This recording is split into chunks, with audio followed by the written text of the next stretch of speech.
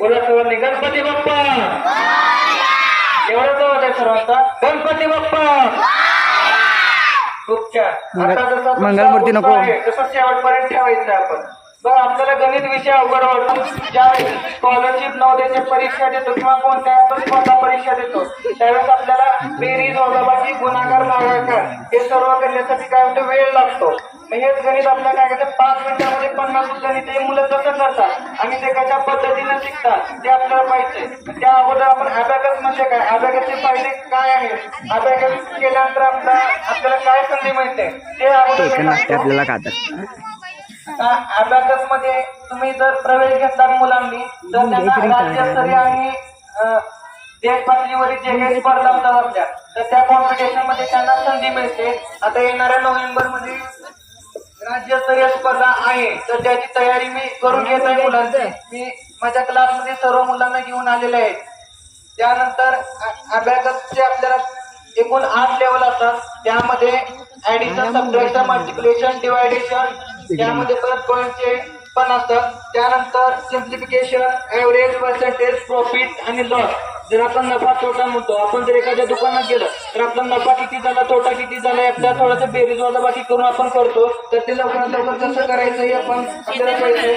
त्यानंतर अबॅकसचे फायदे आहेत की आकलन शक्ती, मुलांची जी काही आकलन शक्ती आहे ते जास्तीत जास्त त्याचा उपयोग झाला पाहिजे. त्यानंतर मुलांची एकाग्रता असणार राहिलेली नाही. जास्तीत जास्त मुलं मोबाईलचा वापर करतात, त्यामुळे मुलांची जी काही आकलन शक्ती आहे ते कमी होत आहे. तर ते आपण अभ्यास मध्ये वाढवून घेतो. त्यानंतर श्रवणशक्ती, आई वडिलांनी ज्यावेळेस मुलांना एखाद्या अभ्यासावर कर म्हणून सांगतो किंवा शिक्षक सांगतात की तू हे अभ्यास कर, परंतु त्यानंतर कल्पनाशक्ती, त्यानंतर सादरीकरण आणि अचूकता, मुलांना जे काही व्यासपीठ आहे ते योग्य ठिकाणी मिळालं पाहिजे.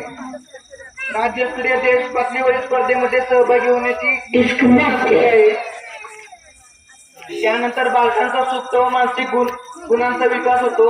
अभ्यासाबद्दल आवड निर्माण होते. आता जे काही क्लासमध्ये विद्यार्थी आहेत त्यांना तुम्ही नंतर विचारू शकता की तुम्ही खरंच मनापासून क्लासला जाताय की तुमचे वडील पाठवत आहेत.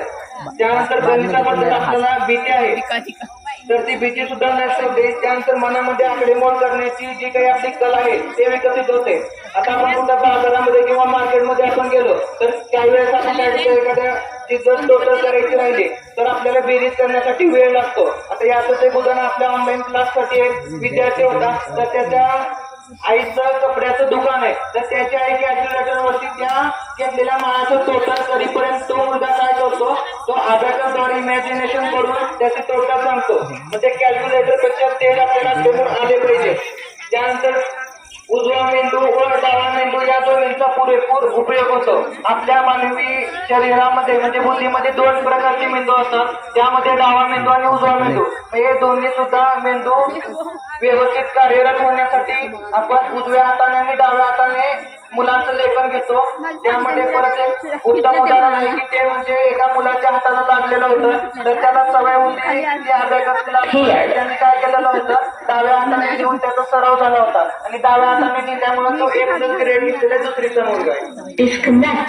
त्यानंतर असंच शिक्षण आहे. आपण जे काही सर्व ऍक्टिव्हिटीज आहेत ते सर्व आपण क्लासमध्ये घेतो. कॅरम, बुद्धिबळ किंवा जे काही बैठक खेळ आहेत ते सर्व आपण क्लासमध्ये घेतो. त्यानंतर अभ्यासक्रम हे लेवलनुसार आहे की मी अगोदर सांगितलं पूर्ण 8 लेवल आहेत. त्यामध्ये बेरीज, वजाबाकी, गुणाकार, भागाकार, वर्ग, वर्गमूळ आणि घनमूळ हे आपल्याला 5 मिनिटांमध्ये 50 गणित लवकर सोडवता आले पाहिजे. तर ते कसे सोडवायचे ते मी तुम्हाला नंतर सांगणार आहे आणखी. त्यानंतर मुलांच्या शाळेचे अभ्यास व इतर कार्यक्षमता जी आहे तर आई वडिलांना जास्त वेळ आपल्याला द्यावा लागणार नाही. हे झाले अभ्यासाचे फायदे. त्यानंतर महत्वाचा फायदा म्हणजे जे काही आपण स्पर्धा परीक्षा असतात आपल्या स्कॉलरशिप, नवोदय किंवा इतर तर त्या स्पर्धा परीक्षेमध्ये आपल्याला जास्तीत जास्त जलद गतीने गणित सोडवता येतात. हे हा आपला मुख्य फायदा होता. त्यानंतर इतर कोर्स मध्ये आपण घेतो हँड रायटिंग म्हणजे मुलांचं जे हस्ताक्षर आहे ते सध्या बिघडत चाललेलं आहे आणि लॉकडाऊनमुळे मुलांचं हस्ताक्षर खूपच बिघडलेलं आहे. त्या हस्ताक्षर मध्ये आपण मराठी, हिंदी, इंग्लिश त्यामध्ये स्क्रिप्ट आणि कर्सिव्ह रायटिंग पण घेतो. आणि माझ्याकडे आता फाईल आहे, काही दिसणार नाही, परंतु यामध्ये जे काही आपण स्टेट लेवलला म्हणजे राज्यस्तरीय आणि आंतर देश पातळीवरती सहभाग घेतलेला आहे तर त्याचे काही रेकॉर्ड पण आहेत. म्हणजे मुलं राज्य स्तरापर्यंत आपले जातात हे तुम्हाला सांगायचं होतं. आणि त्यांना जे काही आपण बक्षीस वगैरे घेतोय त्याच्यामध्ये त्यांचं जे काही मेडल, सर्टिफिकेट आणि ट्रॉफी हे सर्व त्यांना प्रत्येक लेवल नुसार मिळत जाणार आहे. आणि पूर्ण लेवल कम्प्लीट केल्यानंतर लेवल कम्प्लिटेशनचा प्रो अबॅकस म्हणून एक असतो बक्षीस, ते पण त्यांना मिळणार आहे.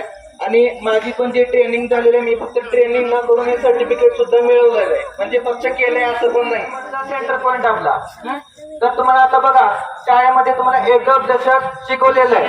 त्यामध्ये आपल्याला लक्षात ठेवायचं आपल्याला हा जो सेंटर पॉईंट आहे त्याला म्हणायचं एकक म्हणजे युनिट नंबर.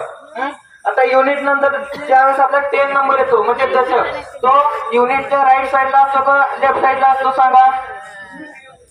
युनिटच्या नंतर म्हणजे एकक नंतर दशक येतो, मग तो उजव्या बाजूला असतो का डाव्या बाजूला असतो? आपल्या डाव्या बाजूला. बघा एकक दशक शतक हजार आलं का लक्षात? मग आता याच्यावरती बघा जे लोअर बीट मी सांगितलेलं आहे त्यामध्ये एक बीटची व्हॅल्यू असते 1, म्हणजे एक बीटची एक व्हॅल्यू. आणि जे अप्पर बीट्स आहेत त्याची व्हॅल्यू असते 1 बीटची 5 व्हॅल्यू असते. त्यामध्ये परत बघा ज्यावेळेस आपण सेंटर पॉईंट पासून स्टार्टिंग करतो, ज्यावेळेस आपल्याला काहीही येत नाही त्यावेळेस आपण गणिताची सुरुवात कुठून करतो? 1, 2 म्हणजे 1, 2 पासून करतो. तसंच आता आपल्याला अबॅकस मध्ये करायचंय. आता बघा हा जो सेंटर पॉईंट आहे त्याला मी काय सांगितलेलं आहे? युनिट नंबर म्हणजे एकक. आता याची बघा हे मी बीट वरती काय केलं, हा जो बार आपल्याला त्याला टच केलेला आहे, ते टच केलं तर त्याची आपण व्हॅल्यू काय करतो? 1 म्हणून सांगू शकतो. त्यानंतर परत सेकंद म्हणजे 2, 3, 4. आता हे 4 कम्प्लीट झाले. 4 कम्प्लीट झाल्यानंतर खाली बीट आहे का आपल्याला शिल्लक नाही. मग काय करायचं? 4 डाऊन 5 करायचं.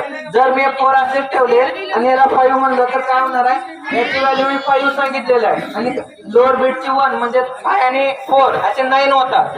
म्हणून काय करायचं? 4 ला डाऊन करायचं आणि मगच आपल्याला 5 घ्यायचं. परत 6 करताना आपल्याला काय करायचं? 1 ऍड करायचं आहे. 6, 7, 8, 9. परत त्याला काय करायचं? प्रिंट आउट करून घ्यायचं. परत हे 10. आता बघा आता तुम्हाला वाटत असेल सर इथं तर तुम्ही 1 बीटची व्हॅल्यू 1 सांगितलेलं आहे, मग इथे याची व्हॅल्यू 10 कसं काय झालं? बघा आपण हे 10 आहे म्हणजे दशक. दशकच्या नंतर जो युनिट आलेला आहे म्हणजे एकक, म्हणजे 1, 0, 10 झालं ना. आपले आजी आजोबा शिकवायचे बघा 1वर 0, 10, 1वर 1, 11. तसंच आहे, फक्त आपल्याला सराव पाहिजे. आता याच्यामध्ये बघा हा 1 आणि त्याच्या समोर काहीच नाही म्हणजे त्याची व्हॅल्यू किती? 0, 0 म्हणजे 1वर 0, 10, 10. त्यानंतर पुढं 1 आणि हे 1, 11. परत आपल्याला काय करायचं? काम करायचं. हे 1, 1, 0, 10, 11, 12, 13, 14. 4 डाऊन 15. Very good. परत 16, 17, 18, 19. याला पिंच आउट करून घ्यायचं आणि परत 10 मधलं 1 ऍड करायचं म्हणजे 2, 0, 20. तसंच कंटिन्यू करायचं. 21, 22, 23, 24. 4 डाऊन 25. आलं का लक्षात? जे काही क्लासमध्ये मुलं आहेत त्यांना मी काउंटिंग करायला सांगणार आहे. अभ्यासाचा वापर न करता आपण काउंटिंग कशी करायची? तर सर्व विद्यार्थ्यांना मी विनंती करतो की त्यांनी समोरून आपले जे काही प्रेक्षक बसलेले आहेत त्यांना आपण काउंटिंग करून दाखवायची.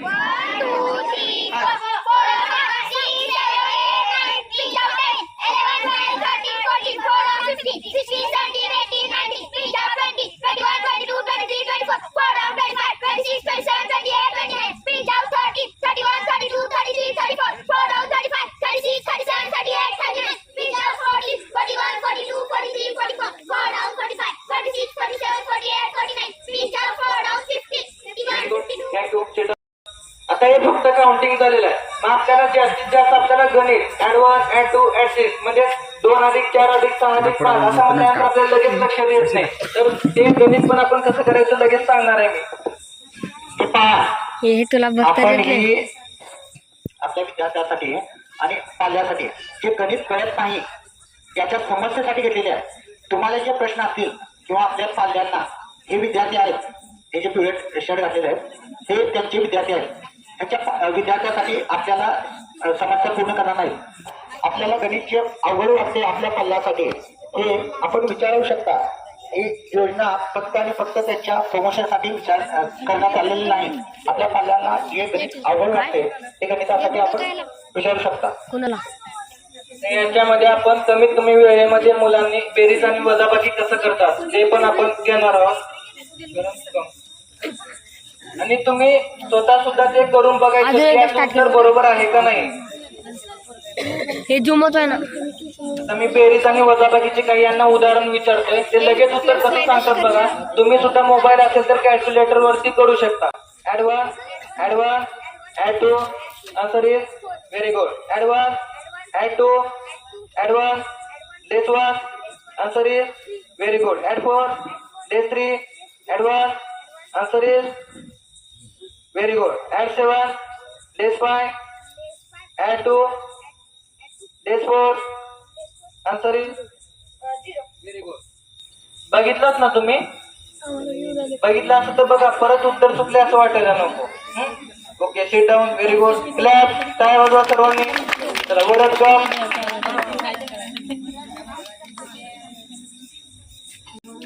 Add two add one add five answer is very good. Add two add five less two answer is very good. Add two add nine add three answer is very good.